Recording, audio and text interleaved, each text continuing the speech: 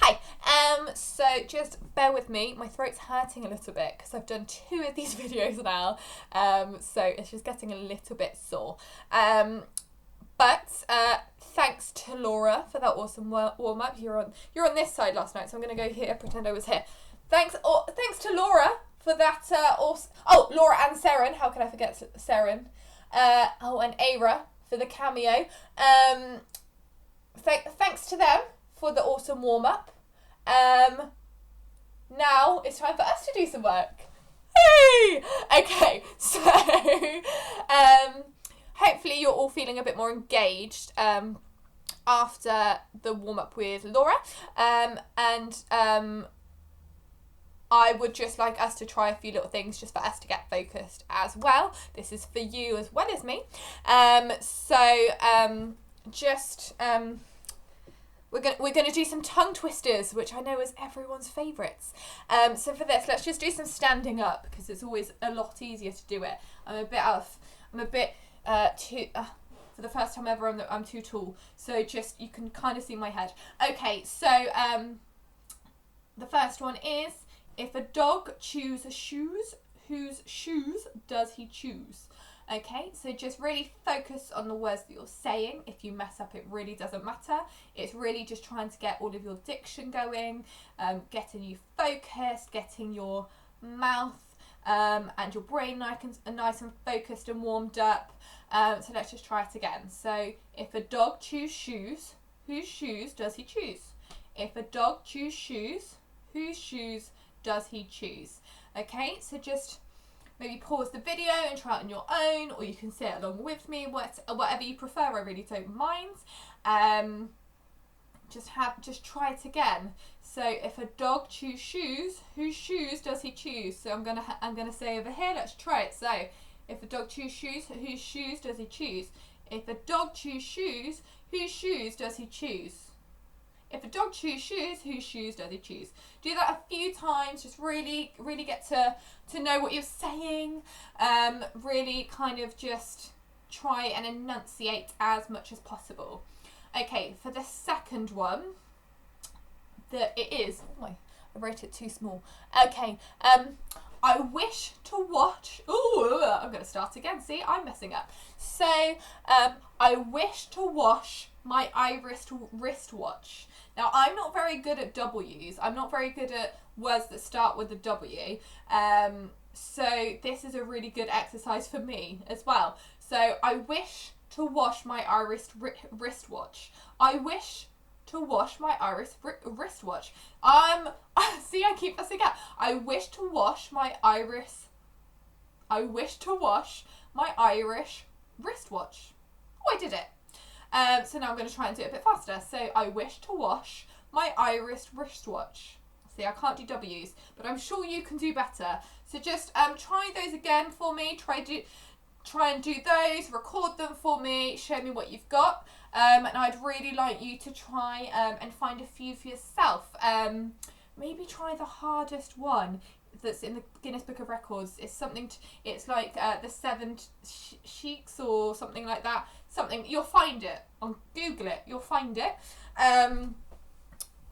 And show me what you've got. So try those 2, and then just bring a couple of others to the table as well for me.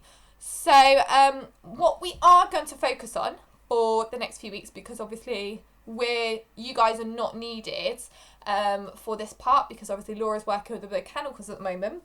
Sorry, I'm just getting a bit chilly. Is we're going to focus on some monologue work. Now don't panic. It's not as scary as it sounds. Some of you will have already done these anyway, particularly for those of you who have a main part. So like Beth, you'll have done these. So just don't worry. These are just supposed to be fun.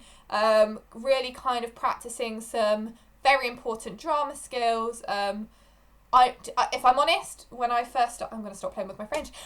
If I'm honest, when I first started acting, I really hated doing monologues, but you learn to love them if you don't love them at the start, because, well, it's part of being an actor.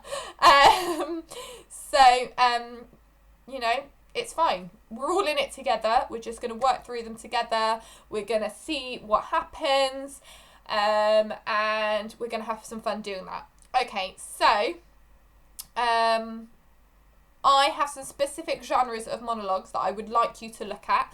So Jake and Dan, please could you try and find some a comedic monologue to do. Beth, try and find something meaty and serious. And Amelia, try and find something light and fun. Now, I have sent some example links to all of you, so I'll add them to at the bottom, and I'll also attach the lesson planner anyway, so you can kind of click on the links and see some kind of example ones that I've given you. You can use those, but I think you'll probably be able to, this was a kind of a 2-minute search on the internet, so I think you'll probably be able to find some more that you can relate to a bit more, or that are just better, or that you prefer rather. So just see what you find and just have a go with them. So once you find your monologues, have a read through them, and then before you start doing your monologues, try and do those tongue twisters, because that will really get your mind in gear, ready to do them, really get any difficult words that you can't say.